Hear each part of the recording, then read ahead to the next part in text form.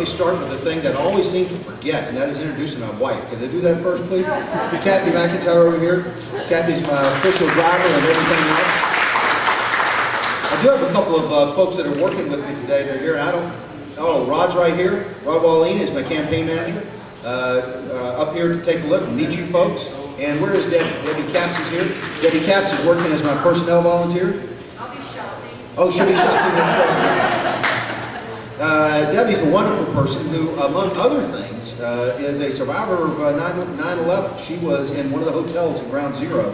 Firefighters evacuated her and her husband just before the collapse of the building. So she is pretty engaged in issues of security and the future of the United States.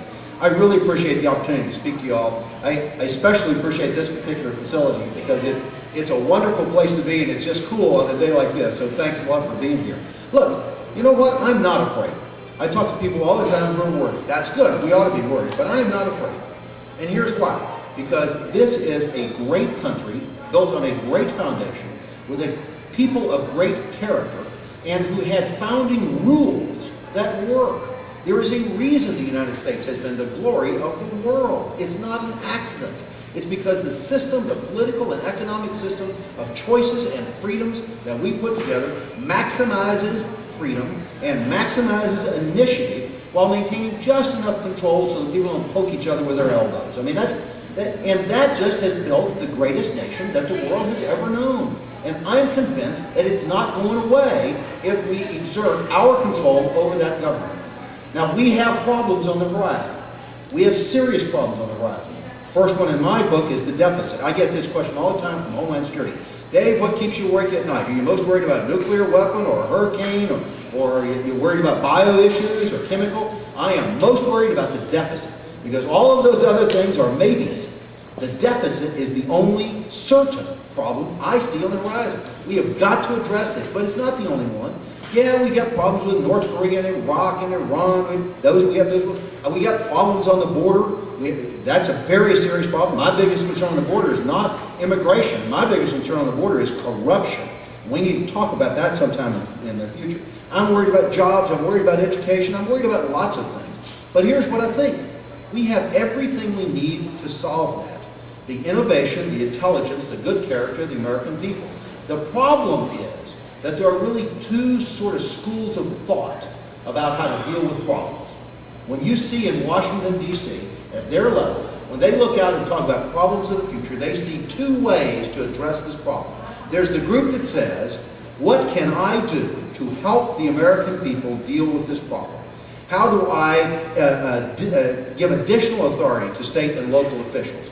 How do I take national resources and put them to at the disposal of small business owners and people who are local? How do I help education programs at the lower level? How do I help the American people shape a government and laws that will allow them to maximize their freedom and their innovation? That's one school of thought. Then there's another school of thought that says there's a problem. How do I consolidate power and begin telling the American people what to do? That is a problem in itself. That leads us down the wrong path. That is what will give us a bad future. That's what will give us a bad America. That's what will give us a bad problem, is that school of thought.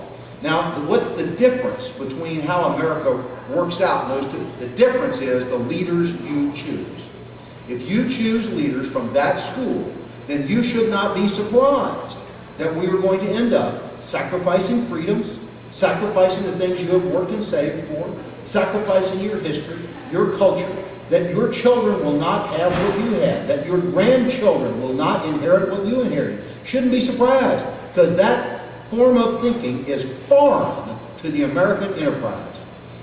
If, on the other hand, you choose leaders who say, I know that I trust the American people, whether the issue is borders or medical or financial or social security, I trust the wisdom of the American people. I need to find ways to empower them. If you select those leaders, then we are headed for the bright future that America deserves, just like we've had a wonderful past.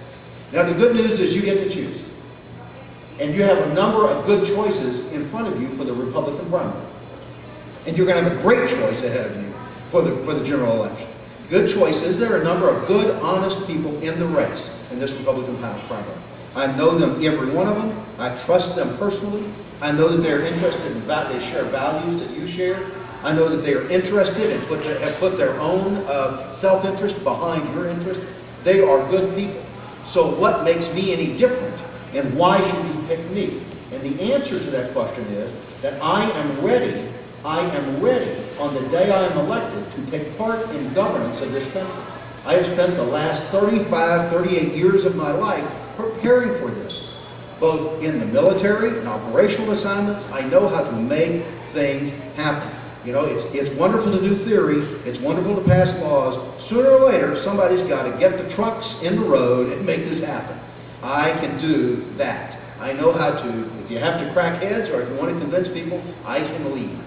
Beyond that, I understand how the government works. I spent 12 years in Washington, D.C., but without being part of the Washington Inside Circle. Teaching, educating. I've written more than 3 dozen testimonies on the Hill, most of them for bosses where I was a speechwriter. I've testified myself on the Hill. I've written national strategy, both in the Pacific and in Washington, D.C. I've taken delegations from more than 30 countries overseas to advance America's interest over there. I work domestically with the Department of Homeland Security and the Department of Energy, with the border guys and the customs guys and the TSA folks, and what problems they have, and they do have serious problems, with immigration issues. I've worked with education across this country. I sit on a national board to advance education from a strategic perspective. And so what I'm telling you is, my life has been taken up with the issues that are right on the table right now. And we need leaders that will choose that path that takes America to a good future, that reinforces your values, your rights, your freedoms, and not that says, let me control America. Now, the last good point is, we're going to solve that problem in this district come November of 2010. Well, however the race in the primary works out in 2010, we are about to solve that problem. And we are going to turn this around. Let me end with one last point. I'd invite you to take a look at my bio. My biggest problem as a candidate is my mom told me don't talk about yourself. And so I really have a hard time getting over that barrier. Y'all read my bio. You take care of that on your own. But let me tell you this one thing that I really do think is very important. You have a chance here to do something much bigger than vote against the health care bill. You have a chance to do something much bigger and more important than simply turning out President Obama. You have a chance to do something much bigger than simply changing out Chet Edwards. We are going to redirect the nation back on the path it was on for 200 years. Back on the path that not only the Founding Fathers intended, but that worked. We know it works. The path that says people who work and save get to keep what they work and save, and we don't take it away from them and give it to people who won't. So what I would ask you to do is please do consider my name in this primary. Do consider working with us in this primary.